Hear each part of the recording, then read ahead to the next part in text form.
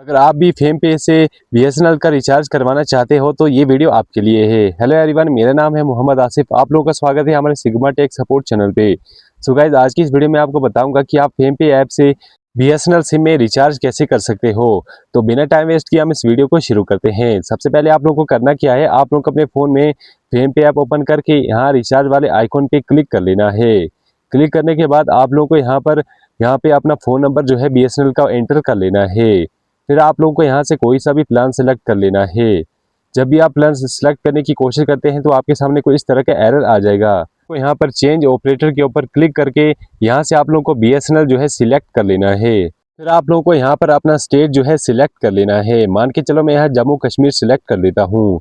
Select करने के बाद फिर से आप लोगों को कोई सा भी प्लान सेलेक्ट कर लेना है।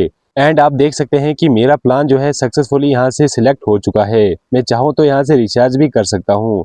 अगर वीडियो थोड़ी सी भी यूजफुल लगी हो तो वीडियो को लाइक करके हमारे चैनल को सब्सक्राइब कर दो ताकि इसी तरह की वीडियो आप तक पहुँचती रहे।